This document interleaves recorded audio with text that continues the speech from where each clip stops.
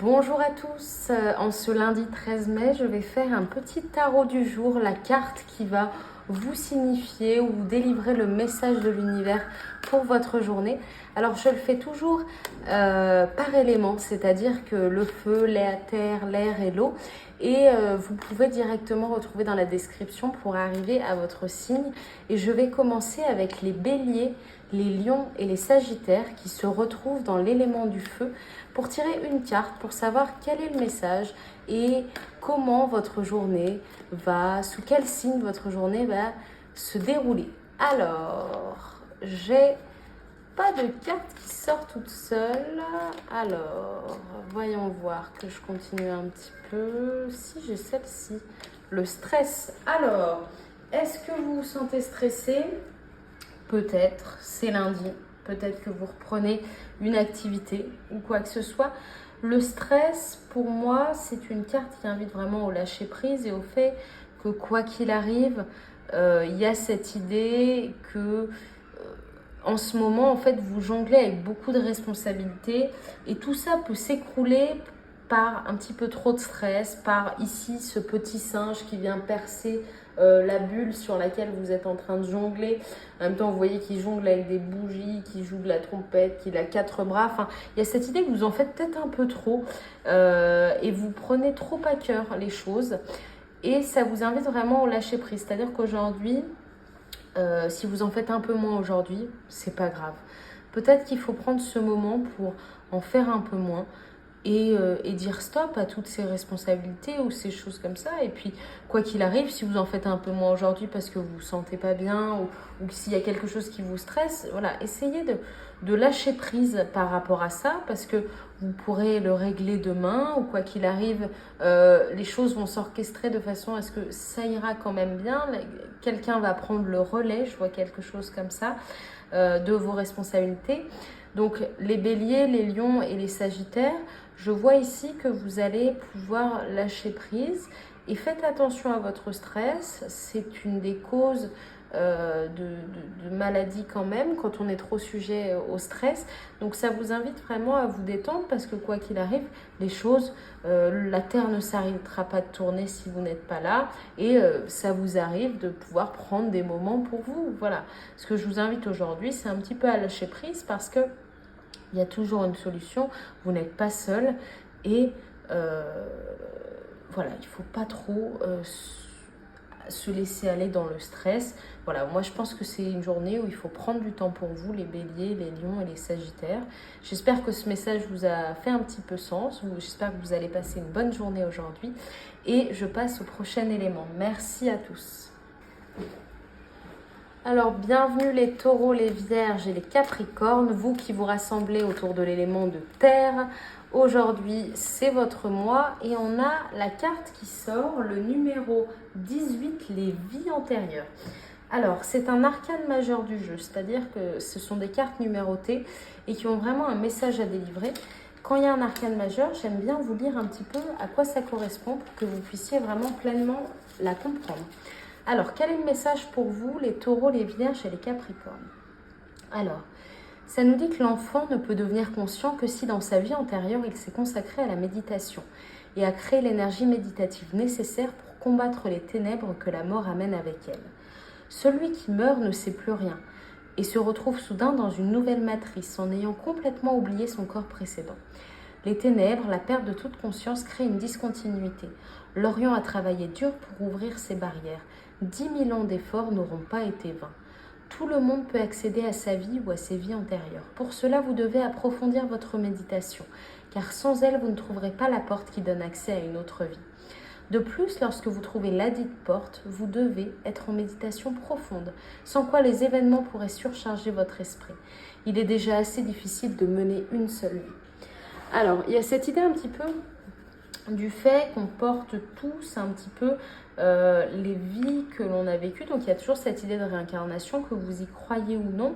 On peut voir les vies antérieures aussi comme les générations avant nous, les parents, les grands-parents, les arrière-grands-parents. Il y a cette idée de lignée et de schéma de vie, de chemin que l'on suit.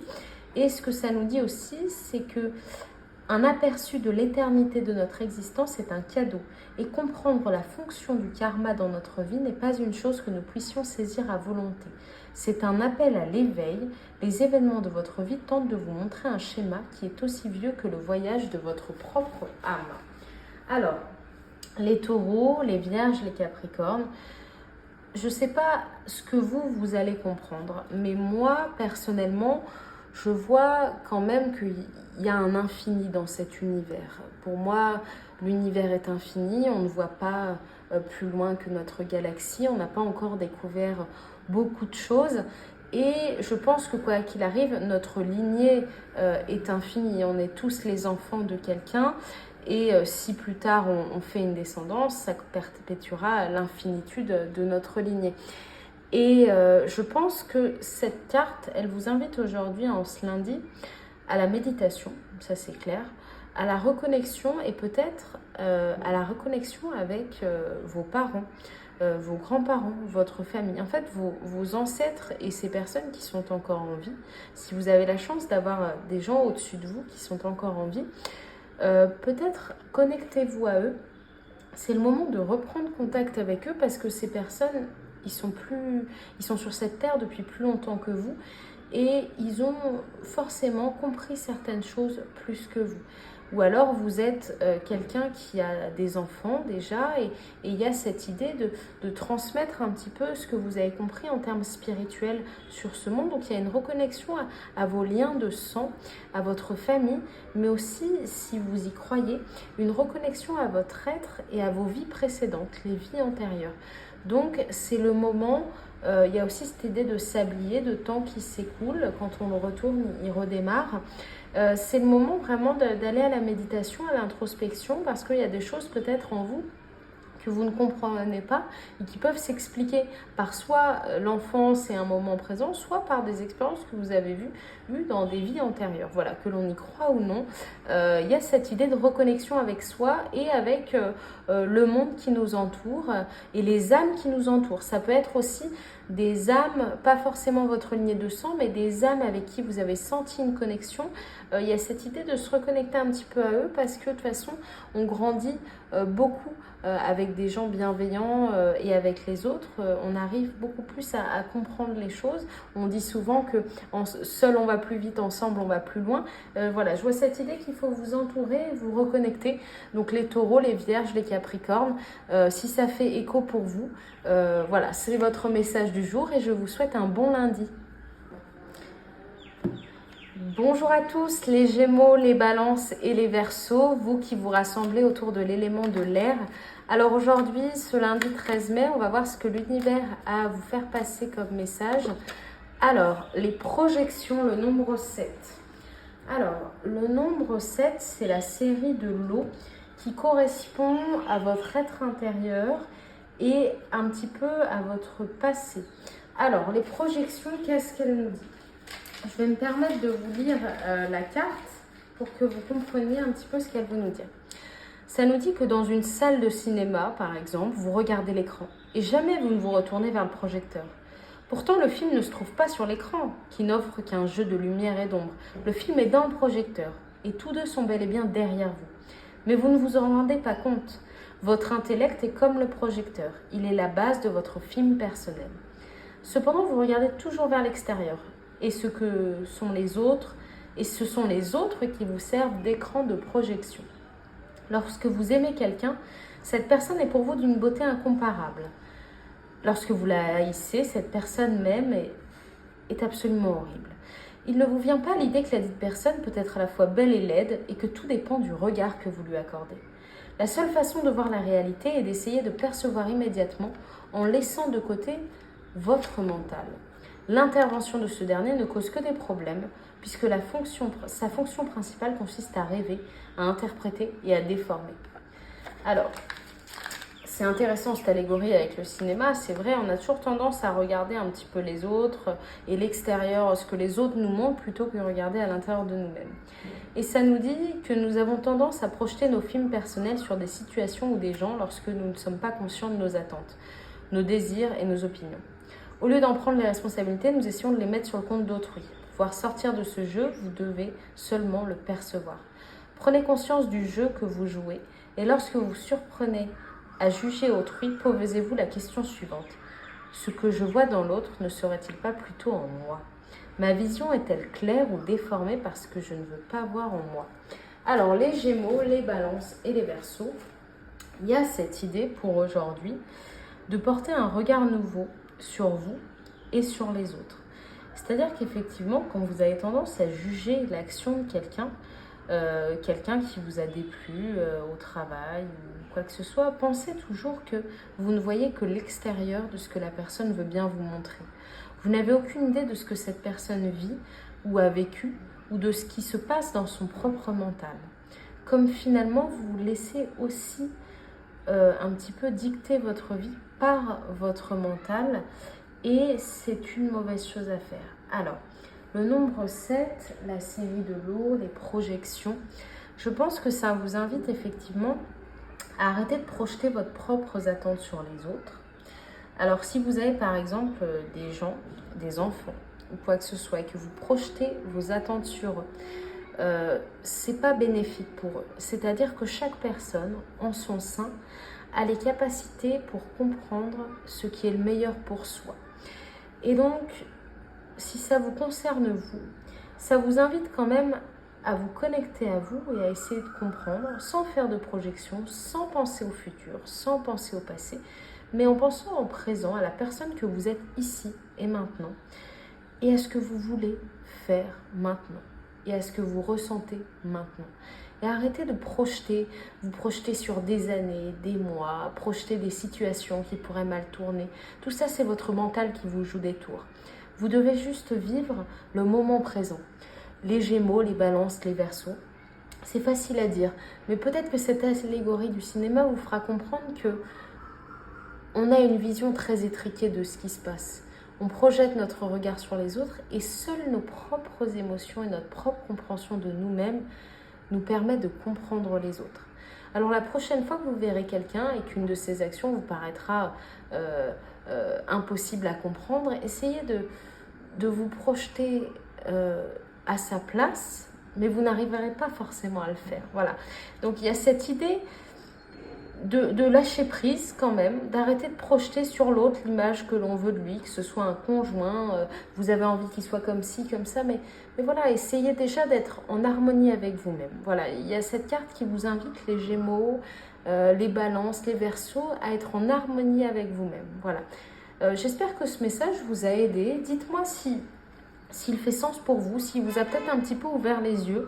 Mais voilà, c'est ce que l'univers veut vous délivrer aujourd'hui. Et je vous souhaite à tous un super lundi et on se retrouve demain pour un prochain tirage et un message de l'univers. Merci à vous les Gémeaux, les Balances et les Verseaux.